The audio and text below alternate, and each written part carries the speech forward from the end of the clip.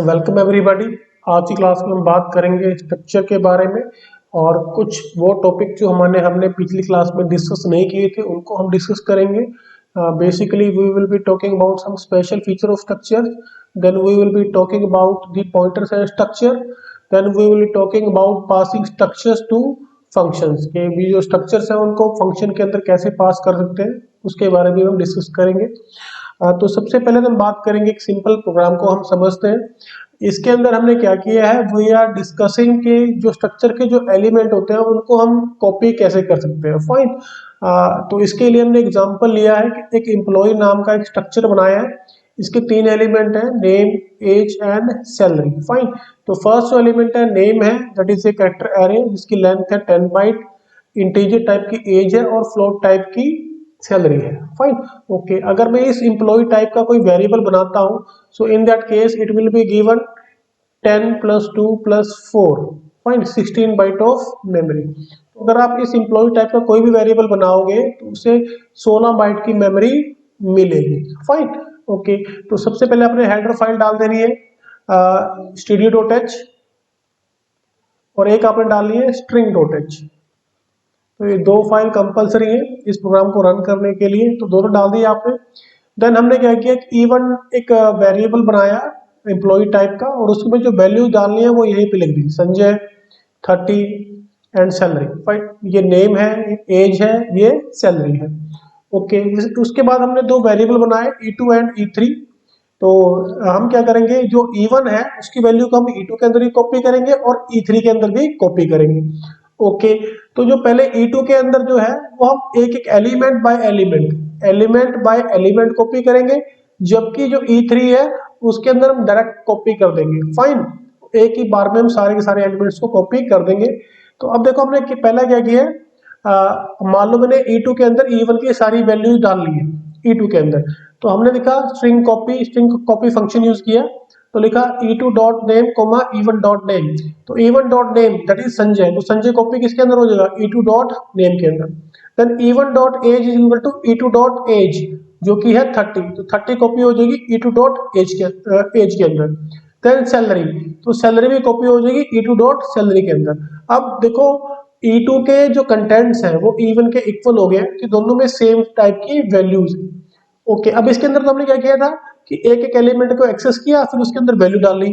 But एक easy method भी है, if you write E3 equal to E2, तो E2 की सारी values automatically element by element E3 के अंदर कॉपी हो जाएंगी। फाइन, तो इसके बाद हमने इन वैल्यू को सबको प्रिंट कराया है, पहले E1 को प्रिंट कराया, फिर E2 को, फिर E3 को, एंड यू विल सी कि आउटपुट जो है वो सेम आई है सभी की। So this is how we can copy the elements of a structure. ये प्रोग्राम आपने बनाना है और इसे रन करके भी देखना है। अब नेक्स्ट है नेस्टिंग ऑफ स्ट्रक्चर, कि इसका मतलब ये है कि एक स्ट्रक्चर के अंदर हम किसी दूसरे स्ट्रक्चर को भी यूज कर सकते हैं। फाइन, तो सबसे पहले तो हेडर फाइल डाल देनी है, मेन फंक्शन यूज किया, एक हमने यहाँ पे स्ट्रक्चर बनाया जिसका नाम है एड्रेस। फाइन, तो इसके जो एलिमेंट है वो है फोन नंबर जो 15 बाइट का होगा, सिटी 25 बाइट की, ठीक है, कट्टर लॉन्ग मतलब, और एक इंटीजर टाइप का पिन। तो ये तो हो गया खाली एड्रेस। उसके बाद हमने बनाया एक structure employ, structure fine employ. इसके अंदर क्या किया, कैर नेम उसका नाम डाल दिया, and you will C struct address ए। इसके अंदर जो एलिमेंट हमने लिया है वो कौन सा लिया है, वो ये वाला लिया है। मतलब कि इस वाले स्ट्रक्चर को हमने यूज कहां पे कर लिया, इसके अंदर। तो मतलब ये है कि ये जो स्ट्रक्चर है इसके एम्प्लॉय के अंदर हमने नेस्ट करा दिया। फाइन, तो इसको बोलते हैं नेस्टिंग ऑफ स्ट्रक्चर। ओके, अब जो एम्प्लॉय है इसके दो पार्ट हो गए, नेम एंड एड्रेस ए। अगर हमसे यहाँ कोई पूछता है कि अगर मैं एम्प्लॉय टाइप का कोई वेरिएबल बनाता हूँ, मान लो E1 बनाता हूँ, तो E1 को कितनी मेमोरी मिलेगी, तो उसको मिलेगी इन सबकी मेमोरी प्लस नेम की मेमोरी, मतलब 15 character plus 25 character plus 2 byte for this pin, then 25 character for name. Clear, तो ये जो है मेरे पास इतनी मेमोरी मिलेगी एक E1 टाइप के वेरिएबल को। क्लियर, तो in this case 15 plus 25 plus 2 वो तो सारी इसको मिलेगी प्लस 25, तो ये मैंने ऐड कर देना है, तो जितनी मेमोरी मिलेगी उतनी एक E1 एम्प्लॉय टाइप के वेरिएबल को हमें मिलेगी। Okay, then you will see कि जो एम्प्लॉय ई है उसके अंदर हमने क्या किया, कुछ वैल्यू डाल दिया, नाम डाल दिया है उसका, फाइन, उसका फोन नंबर डाल दिया, सिटी डाल दिया एंड पिन डाल दी। क्लियर? ओके, हम इसको एक्सेस कैसे करते हैं, ये बात ध्यान रखने की है। तो नेम को हमने करा दिया ई डॉट नेम से, बट जो फोन नंबर है उसको हम कराएंगे E dot A dot phone से। क्यों करेंगे ऐसा? क्योंकि ई नाम का हमने वेरिएबल यहां बनाया है, ये किसका है, एम्प्लॉय का है। ओके, और एम्प्लॉय के अंदर एड्रेस क्या है, ए, इस ए वाला, फाइन। तो ई के अंदर ए, ये वाला ए डॉट फोन, फोन कहां पे था, ये वाला।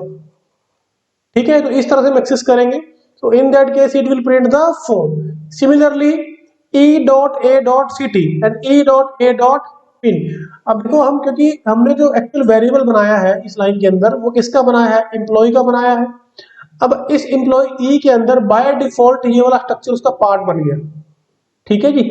और अगर इसके एलिमेंट्स को मैंने एक्सेस करना है तो मुझे ए को यूज करना पड़ेगा, एंड ए के साथ कौन सा वेरिएबल चाहिए, पिन चाहिए या सिटी चाहिए या फोन चाहिए, वो मुझे बताना पड़ेगा। तो यहाँ पे E dot A dot city, E dot A dot pin. तो इस तरह से आपको जो आउटपुट यहाँ पे मिलेगी, एंड ये आपने नोट डाउन कर लेना है। सो दिस इज हाउ कि एक स्ट्रक्चर के अंदर हम दूसरे स्ट्रक्चर को भी डिफाइन कर सकते हैं। ओके, अब बात करते हैं फंक्शंस की। तो किसी भी स्ट्रक्चर को हमने फंक्शन में कैसे पास करना है। एक तो होता है कि मैं एलिमेंट बाय एलिमेंट पास करूं, दूसरा है कि मैं पूरे के पूरे स्ट्रक्चर को पास कर दूं। तो इस केस के अंदर हमने इंडिविजुअल स्ट्रक्चर एलिमेंट को पास किया है, मतलब एक एक एलिमेंट को पास किया है फंक्शन के अंदर, एंड हमने पॉइंटर्स भी यूज करे हैं। So let's see what happens here. तो सबसे पहले आपने हेडर फाइल डाल देनी है, मेन फंक्शन शुरू कर दिया। स्ट्रक्ट बुक, एक स्ट्रक्चर नाम का, बुक नाम का एक हमने स्ट्रक्चर बनाया जिसके तीन चीजें हैं, उसका नाम है, ऑथर का नाम है और इंटीजर कॉल नंबर है। Fine, okay. Call number you can say it is an ISBN number. Okay, then हमने क्या किया, इस बुक का एक वेरिएबल बनाया जिसका नाम है B1। इसके अंदर वैल्यू डाल the letter C, YPK and 101, ये मैंने डाल दिया। ओके, अब B1 बन गया। अब मैं इस B1 को किसी फंक्शन में, मान लो मैंने पास करना है, तो मैंने एक फंक्शन बनाया जिसका नाम है डिस्प्ले। फाइन, अब इसके अंदर तीन वेरिएबल में डाल रहा हूं, char s, char t and int n, char s, char t and int n।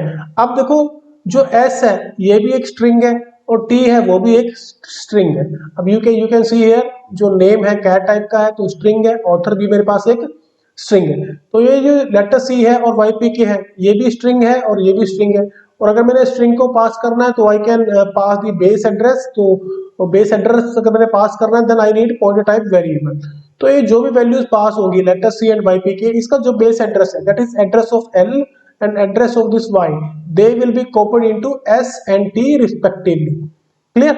जो कॉल नंबर है उसको मैंने कॉल बाय वैल्यू करके पास कर दिया n के अंदर, and here you can see कि मैंने प्रिंटफ करा दिया S stand for string, fine, and D।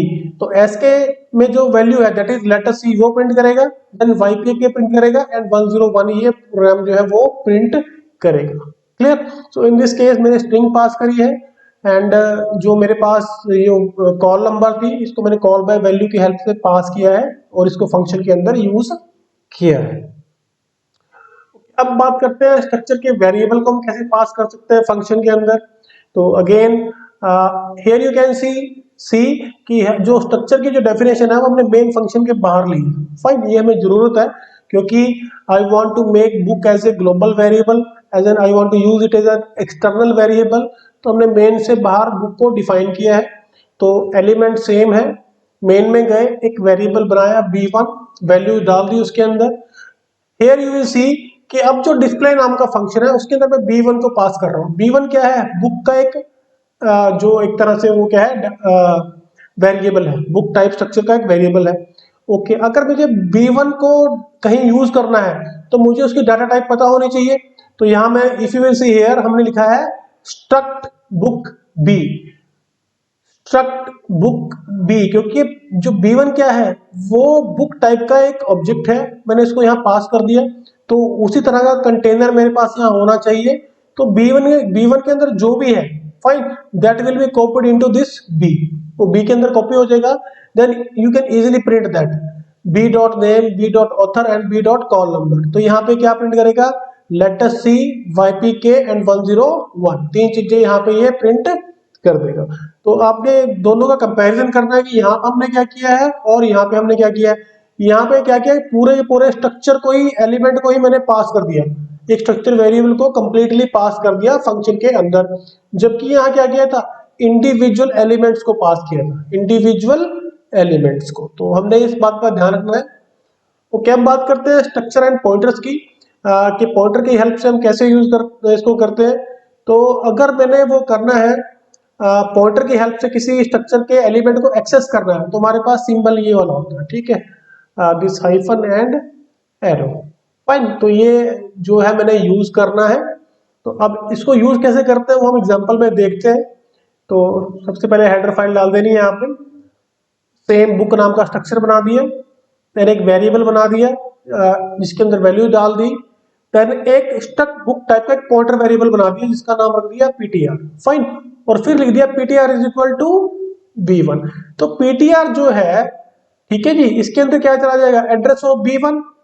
अब b1 का base address that is address of this l, वो आ जाएगा इसके अंदर ptr के अंदर, मान लो दैट इज 100, ठीक है जी, 100 पे आ गया। तो एक्चुअल में जब ये b1 आपका स्टोर होएगा तो कैसे स्टोर होएगा, सबसे पहले तो आपका लेट अस सी आएगा यहाँ पे, लेट अस सी, फिर यहाँ पे आएगा ypk, लास्ट पे आएगा आपका 101। तो जो भी स्टार्टिंग एड्रेस है इसका, फाइन, मान लो 100 है, तो that will be copied into ptr। Okay, कर दिया कॉपी हमने। अब देखो हमने इसको डॉट से भी एक्सेस किया है और पॉइंटर नोटेशन से भी एक्सेस किया है। अब ptr क्या है, एक पॉइंटर टाइप वेरिएबल है। अगर मैं स्ट्रक्चर के एलिमेंट को पॉइंटर की हेल्प से एक्सेस कर रहा हूं, इन दैट केस मैं डॉट ऑपरेटर को यूज नहीं करूंगा, I will use this arrow operator, ठीक है, मैं इस वाले ऑपरेटर को यूज करूंगा, बाकी सब कुछ सेम रहेगा। अब मैं b1 डॉट नेम लिखूं या ptr हाइफन एरो लिखूं, तो इन दोनों की आउटपुट जो है वो सेम आएगी, इन दोनों का सेम ही मतलब है, सेम ही यहाँ पे ऑथर है, इस तरह से, ऐसे ही कॉल नंबर है। तो यू कैन सी कि अगर मेरे पास कोई ptr नाम का वेरिएबल है जो कि पॉइंटर टाइप का है और उसकी हेल्प से मैंने किसी स्ट्रक्चर के एलिमेंट को एक्सेस करना है, तो हम क्या करेंगे, we will write ptr hyphen this and name of the element, suppose name. इस तरह से हम उसको एक्सेस करते हैं। इस प्रोग्राम को आप लोगों ने रन करना है और इसकी आउटपुट को ऑब्जर्व करना है, अलोंग साइड आपने इसके नोट्स भी बनाने हैं। अब बात करते हैं मेमोरी मैप की। तो अभी जैसे कि हमने यहाँ पे हल्का सा मेमोरी मैप बनाया था, तो हम इसको हम डिटेल में देखेंगे कि अभी हमने एक वेरिएबल बनाया है इधर v1, ठीक है, इसके अंदर क्या वैल्यू डाली है, let us see ypk and 101। अब ये स्टोर कैसे होती है, तो हियर यू कैन सी कि लेट अस सी बना दिया मैंने, इसकी लेंथ कितनी है 25, इसको है 25, इसको है, तो इसकी जो लेंथ होगी that will B 25 bytes. Similarly author के नाम को भी मिलेंगे 25 बाइट्स। जो कॉल नंबर है ये इंटीजर टाइप का, इसको मिलेंगे 2 बाइट्स। तो मान लो जो स्टार्टिंग एड्रेस है वो है 65,472, तो this is the base address of this structure. तो उसको हमने कॉपी कर लिया ptr के अंदर, कहाँ कॉपी किया था, यहाँ ptr is equal to address of b1, address of b1, b1 का एड्रेस जो भी है मेरे पास, जो स्टार्टिंग एड्रेस वो हमने कॉपी कर लिया ptr के अंदर, तो इसके अंदर आ गया ये वाला एड्रेस, ठीक है जी। ओके, अब इसके अंदर अगर मैं 25 को ऐड कर दूंगा, so I will come to this point, और इसके अंदर 25 को ऐड कर दूंगा तो I will come to this point, fine. So this is how the memory is allocated to structure variables। Okay, अब हम बात करते हैं कि किसी भी स्ट्रक्चर के एलिमेंट को उसका हमने एड्रेस कैसे पास करना है। अब हम इसको कॉल बाय रेफरेंस से डिस्कस करेंगे। तो सबसे पहले तो आपने हेडर फाइल को इंक्लूड कर लेना है, स्ट्रक्चर को हमने मेन के बाहर डिफाइन करना है क्योंकि हम इसको as a global variable use कर रहे हैं। क्लियर, मेन सेम वही वेरिएबल लिया b1, उसके अंदर वैल्यू डाल दी, then here you can see कि we are passing the address of b1, value नहीं पास कर रहे, कॉल बाय वैल्यू नहीं है, कॉल बाय रेफरेंस। अगर हम कॉल बाय रेफरेंस कर रहे हैं तो मेरे पास पॉइंटर टाइप का वेरिएबल होना चाहिए, पॉइंटर टाइप का। तो हमने क्या किया, स्ट्रक्ट बुक स्टार b, इस डाटा टाइप का हमने यहाँ पे क्या कर दिया, एक वेरिएबल बना दिया। तो इसका जो एड्रेस था b1 का वो किसके अंदर कॉपी हो जाएगा, इस b के अंदर, ठीक है, that is the base address of b1 will be copied into this variable b। अगर मेरे पास b में बेस एड्रेस है तो मैं using this notation, this hyphen and arrow, उसकी हेल्प से मैं इन सभी एलिमेंट्स को एक्सेस कर सकता हूं और जब ये प्रिंट होएगा तो ये प्रिंट करेगा यहाँ पे लेटर सी और यहाँ पे करेगा YPK और यहाँ पे प्रिंट करेगा 101। Fine, so this is how all the elements will be printed. अब यहाँ पे हमने कुछ यूजेस ऑफ स्ट्रक्चर लिखे, जैसे कि हमने बात करी थी कि जो स्ट्रक्चर है बहुत ही इंपॉर्टेंट कंसेप्ट है, क्योंकि इसकी हेल्प से हम न्यू डाटा टाइप्स भी बना सकते हैं, new data types. Fine, every structure is a kind of new data type, इस बात का आपने ध्यान रखना है। तो इसके कुछ स्पेशल फीचर्स हैं, वो हमने सारे लिस्ट डाउन यहाँ पे किए हैं। आपने वीडियो को पॉज करना है, इन सभी को नोट डाउन करना है, so that you can answer them in your exam. So with this, structure is very important and you must understand it very well. तो अब हम बात करते हैं एक्सरसाइज की। तो सबसे पहले तो आपने एक स्ट्रक्चर बनाना है जिसका नाम होगा एम्प्लॉय। इसके अंदर इसकी जो इन्फॉर्मेशन होनी चाहिए, एम्प्लॉय कोड होना चाहिए, नेम होना चाहिए, डेट ऑफ ज्वाइनिंग होना चाहिए, ठीक है। फिर इसके अंदर हमें डाटा डाल देना है, clear, okay. And then ask the user to enter current date. जैसे वो करंट डेट डालेगा तो जिन जिन लोगों को 3 साल से ज्यादा हो गए हैं, फाइन, तो उस हिसाब से हमने इनको आउटपुट जो है वो उनकी प्रोड्यूस करनी है। जैसे कि display the name of those employ whose tenure is 3 और more than 3 year according to the given current date. आज की डेट के हेल्प से जिन एम्प्लॉय को 3 साल या 3 साल से ज्यादा हो गए हैं, उन सभी की डिटेल मैंने प्रिंट करानी है। तो कम से कम मैंने 10 एम्प्लॉइज का डाटा जरूर डालना है। उसके बाद we have to observe the output. तो आपने इस प्रॉब्लम की जो डेफिनेशन है आपने इसको केयरफुली रीड करना है, fine, so that you can prepare a good program of the same. Next है जी आपका, आप ये it's a kind of project. तो आपने एक लाइब्रेरी के लिए एक सॉफ्टवेयर बनाना है जिसके अंदर हम एक बुक ऐड कर सके, बुक की इंफॉर्मेशन डिस्प्ले करा सके, सारी एक ऑथर की बुक सारी देख सके, ठीक है जी। टाइटल की हेल्प से हम सारी बुक्स देख सके, बुक्स की काउंटिंग कर सके, ठीक है जी। असेसन नंबर की हेल्प से बुक को देख सके। जो असेसन नंबर होता है, हर एक बुक का नंबर होता है, एक यूनिक नंबर हम लगा देते हैं जिसको हम बार कोड की हेल्प से बाद में एक्सेस करते हैं। मान लो कि 1010 या 123, तो हर एक बुक के साथ हम एक इंटीजर जो है अटैच कर देते हैं जिसकी हेल्प से हम उसको रीड कर सकते हैं। तो यू विल सी कि हमारे पास बार कोड रीडर होते हैं, BCR जिसको बोलते हैं, उसकी हेल्प से हम इस एक्सेसन नंबर को स्कैन कर सकते हैं, क्लियर, ओके। देन एक एग्जिट पार्ट होना चाहिए जिसकी हेल्प से हम इस सॉफ्टवेयर से एग्जिट करेंगे। तो ये एक अपना पूरा प्रोजेक्ट है जो आप लोगों ने C लैंग्वेज के अंदर बनाना है एंड ये प्रॉपरली आप लोगों ने बनाना है। So with this you will be able to write good programs in C language. So with this thanks, मिलते हैं नेक्स्ट क्लास के अंदर।